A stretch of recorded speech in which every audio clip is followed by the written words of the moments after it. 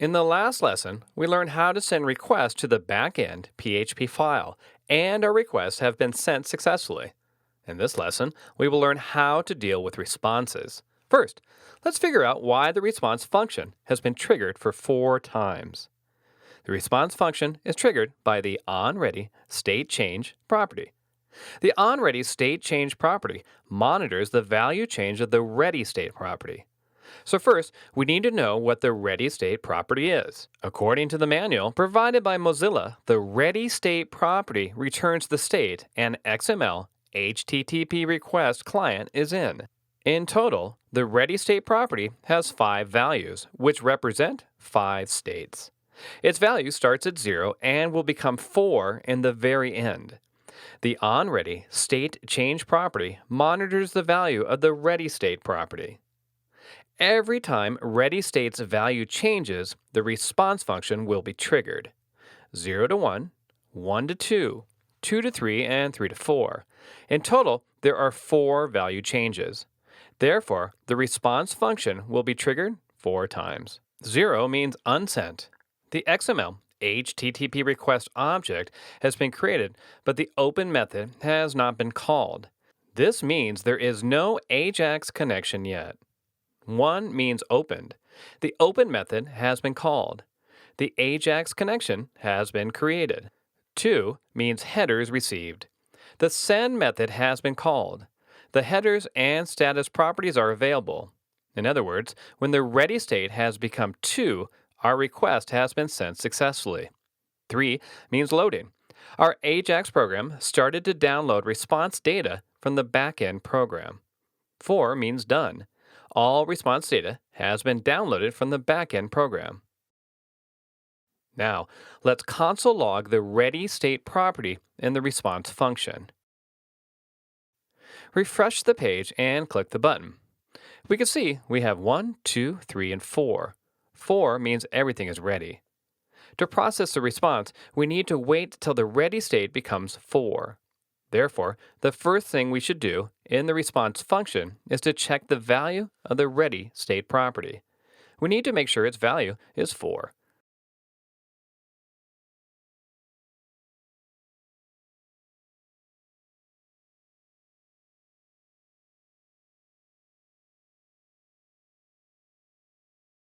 Checking ready state is not enough. We also need to check another property, status. The status property will return a numerical status code. 200 means successful request. Therefore, 200 is what we want. If the backend file does not exist, we will get a 404 code. The full list can be found in the Mozilla manual. You just need to remember, after you have checked ready state, you need to check status. Status should be 200. The data sent from the backend program is a string. The response text property stores that returned string. Let's console log it.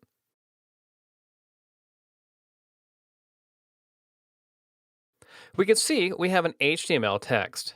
This means the response data has been received successfully. The value we want is buried in that string. We will learn how to retrieve those values later. Let's disable the if statement and directly console log the status property. Run the program. We can see we have 200. 200 means everything is fine. What if something went wrong? For example, the backend file did not exist. Let's add a few random characters to the URL of the backend file. Run the program again. We can see we have an error report and a 404 error code. The value of the status property is now 404. This is why we need to check the status before unpacking responses. The response text cannot be directly shown to users. This is just a horrible user experience. We need to retrieve the information we need and put them in their corresponding DOM location. Like we said before, the current data exchange format most people use is JSON. Compared with XML, JSON is more convenient to unpack. But the value stored in the response text property is a string. We need to convert it into a JSON object first. This job is best done by the parse method from the JSON object.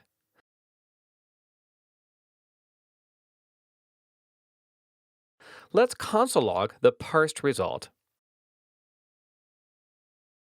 We have an error report. The error report said there is an unexpected token in JSON at position 0. This is because we asked the parse method to process an unqualified string. The parse method is not magical. It only works with JSON string. You cannot just dump any random string to it and expect it to convert that string into a JSON object. Therefore, we need to make sure response text is a JSON string. Response text is controlled by the PHP file. So, let's go to the PHP file and fix things there. We have mentioned at the very beginning that you cannot just var dump things here. The PHP file here works as a data interface. It needs to follow 3 steps before sending data back to JS. First, anything you want to send back must be stored in an associative array. PHP does not support JSON objects, but JSON objects has a PHP cousin, associative array. For example, we want to send 2 types of info to JS, message and author. We put this info into an associative array. Just an associative array is not enough. We need to convert it into a JSON string so that it can be sent to another file. The conversion is best done by the PHP function JSON encode. Then we echo the encoded array. Now, our job at the PHP side is done. In the future, this is what your data face interface should look like. You put everything you want to send in an associative array. Then you JSON encode and echo that array. Now, the value of the response text property is a JSON string. The parse method can parse it into a JSON object. Let's try the program. We can see now we have an object. Array key is the property name, and array value is the property value. Using the property name or array key, we can easily retrieve any value we want. Now, we have completed our first Ajax program. We can send requests as well as receive responses. A little summary here. Sending a request is simple. We need 3 methods: open, set, request header, and send. We want responses to be handled automatically. Therefore, we assign the response function to the onReady state change property. When the ready state property has become 4, this means the request has been sent and response received. Then we will check the status. If the status is 200, it means everything is fine. The return data is stored in the response text property as text. All we need to do is to unpack it using the parse method from the JSON object. But the parse method is not magical. It can only convert a JSON string into a JSON object. Therefore, at the PHP side, we need to return data in a fixed format, associative array. Then we JSON encode the associative array and echo it. At the JS side, we can parse the encoded associative array into its JS cousin, JSON object. After we have the JSON object, retrieving data just cannot get any easier.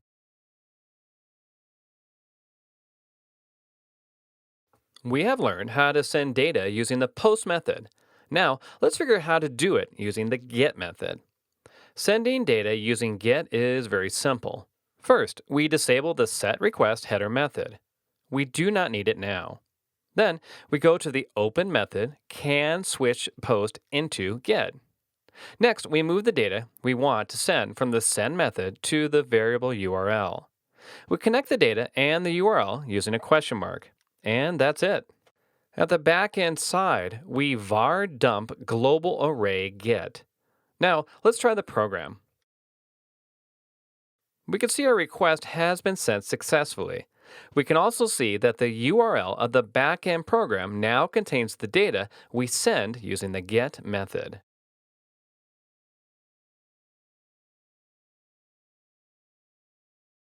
In this lesson, we are going to combine everything we have learned and create an Ajax program that can be used in real life.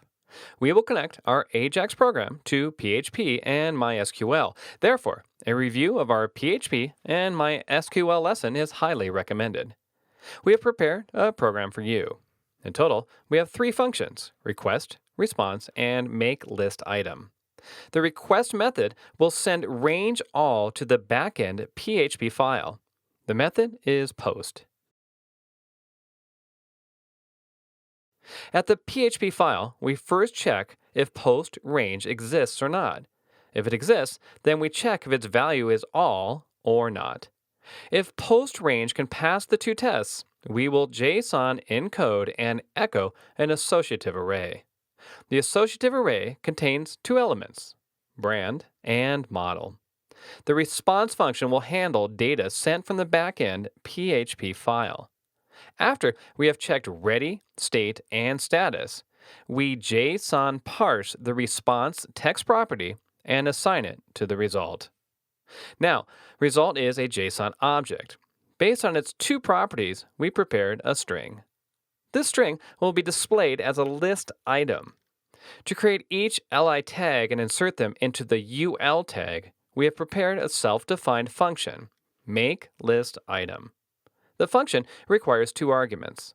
The first one is the text content of each list item, and the second one is the DOM object of the ul tag. We can see data retrieved from the backend PHP file has been displayed in DOM successfully. Now, we go back to the backend PHP file and make some adjustments. We change model into Supra. No response in DOM. We have to refresh the page ourselves. So, if we have to refresh the page to show data updates, what is the point of creating an Ajax program? To solve this problem, we need help from another JS native function, setInterval. The setInterval function will execute designated codes at a predefined sequence. Its first argument is an anonymous function, and its second argument is the time interval. The time interval is measured in milliseconds. 1000 means 1 second. We put the request function into the anonymous function. Run the program again. We can see we will get a new list item every second. This proves the request function will be triggered every second. We go back to the backend PHP file and change the model back to Land Cruiser. Save the PHP file. We can see the model has been updated automatically. We only need to save the backend file. The frontend file will detect the change automatically. Usually, we only want to keep the latest updated value. We do not want previous ones. To solve this problem, we need to empty the ul tag before we call makeListItem function. So, before the makeListItem function, we call the DOM of the ul tag and empty its inner HTML property. Run the program again. We can see now only the updated value will be kept.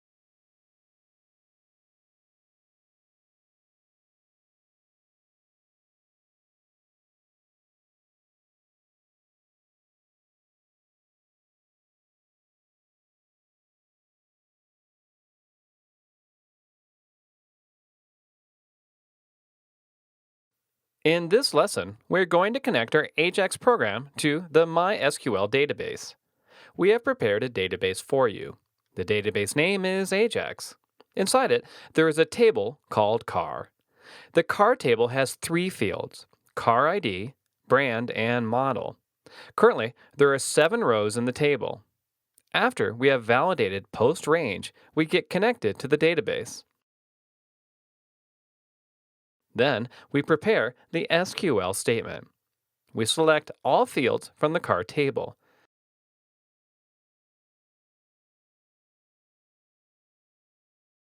When you are retrieving data after you have completed the SQL statement, write a comment below to remind yourself to call the free method and the close method. These two methods are vital for program efficiency, but are also very easy to be neglected. So, write a comment to remind you. Then, we query the SQL statement and assign the query method to a variable, result. Whenever you query an SQL statement, you should always prepare for query failure.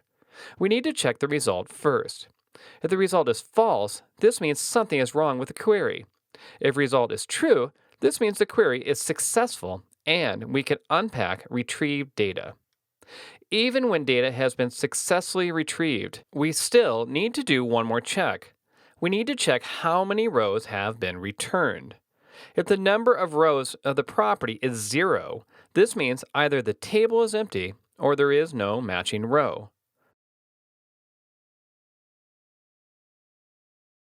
If it is not 0, we can unpack retrieve data using the fetch associative method. The fetch associative method will only retrieve one row at a time. Therefore, we need to put it in the while statement. Inside the while statement, we put all retrieved row into an array.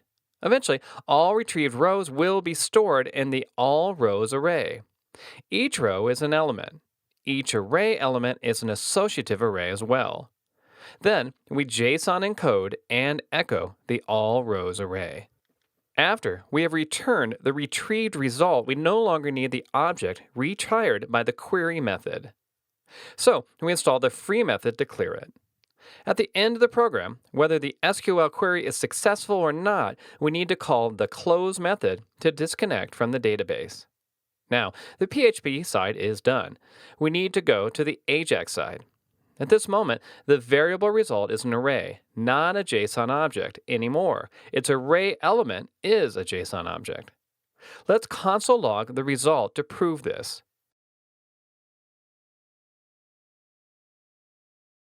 We need to shut down the setInterval function for now.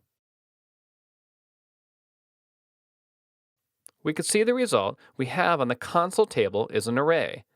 Each array element is a JSON object. Each JSON object represents each table row. We have 7 rows in the database table. Therefore, we have 7 array elements.